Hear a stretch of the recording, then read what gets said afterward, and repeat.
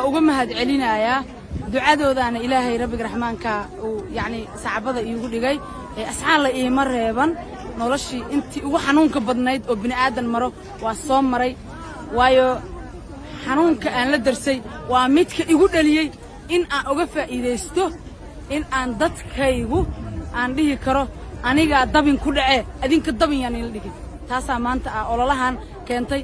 mudaharaadkii kale oo midiyaha qaar ay dhaheen Soomaali ma lahayn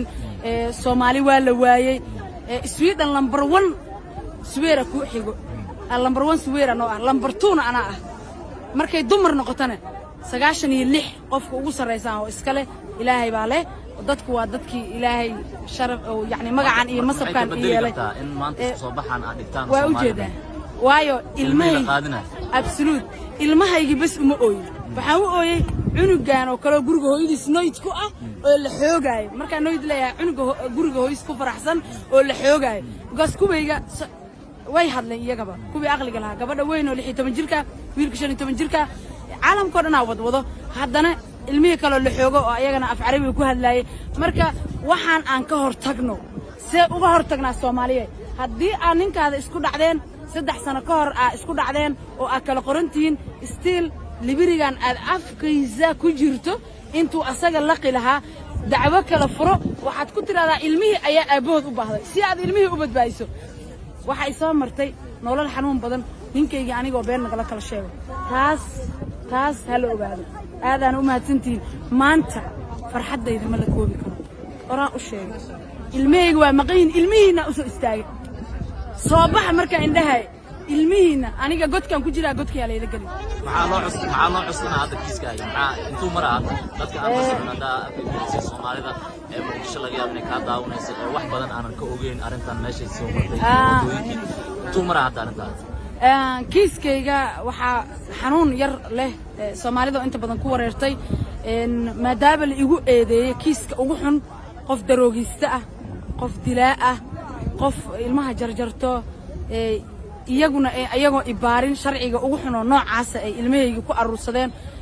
markii xatii cunug kale ilaahay calooshayda galiyo anana warkaynin ay igu yimaadeen isbitaalka 45 daqiiqo cunugtii oo dhalan socialka soo hor istaagay taas ay ugu xanuun badnayd ka waran markaas oo kale shalaytada noloshaada ku timid inaad dalka u soo haajirtay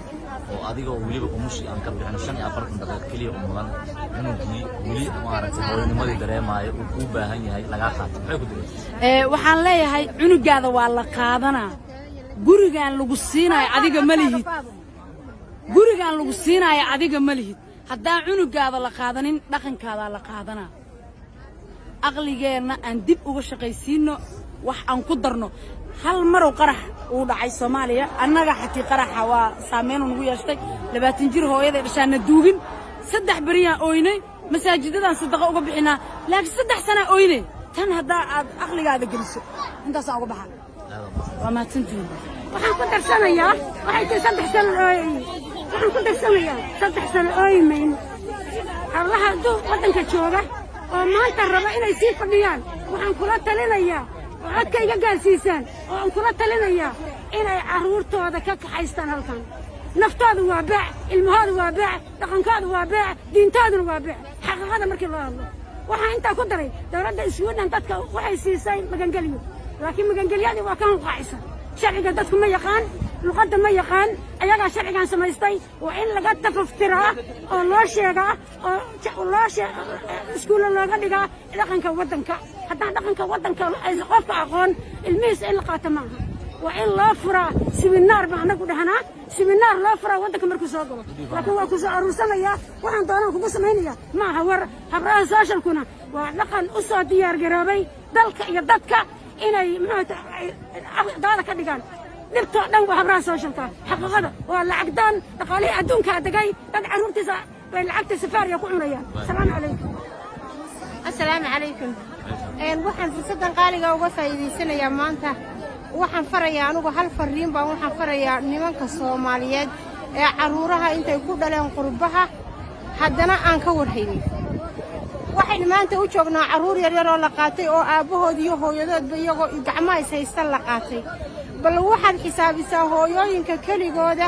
ee carruurta yar haysta ee aabbahoodna uu meel kale ku raaxaysanayo ama naag kale oo cusub uu la degan yahay ama uu uga tegayo waddankee u leeyahay naagta buuqeedii baa batay marka waxaan halkan uga faa'iidaysanayaa raggu carruurta iyagaa dhalay iyagaa maalinta qiyaamo la weydiinaya iyagaa ka mas-uula hadday gabadha kala tagaan carruurtooda waa inay ka warhayaan anigu maanta intaasaa fursadda ogadaya waddankaynu nimi waddanaynu isku hallayn karna maaha waddankeenni waynu ka nimi inaynu gacmaha isqabsanno inaynu community samaysanno inaynu magaca soomaaliyeed u midowno inaynu carruurteenna u midowno waad aragtaan halkaa iminka ragga jooga waxay u badan yihiin carab soomaaliinta joogtaa waa farakuturis waxa halkaa isugu yimi waa dumar meel kastoo aad tagto iskuul bannaan carruur lagu ciyaarsiinayo hadday ballan leeyihiin hadday hooyunbaa carruur wadda hooyunbaa carruur la daalaadhacaysa naagahan yaa carruurta ka dhala dadka u badan ee carruuraa dhalaa waa ragga soomaaliyeed raggana way dhalaan laakiin kumay fikirin ubadkanaad dhashay halkuu ku dambaynayaa maalinta qiyaamo hooyada la weydiin maayo waxa la weydiinayaa waa aabbaha ragga soomaaliyeed oo sidan isu dhaamo dardaarankaan idin hada waa intaa gabadha muslimadda ee dadkaas soomaaliyeed ee carruurtoodii la qaatayna aynu u ducayno waxaynu u qaban karnaa waa ducaynu u ducayno haye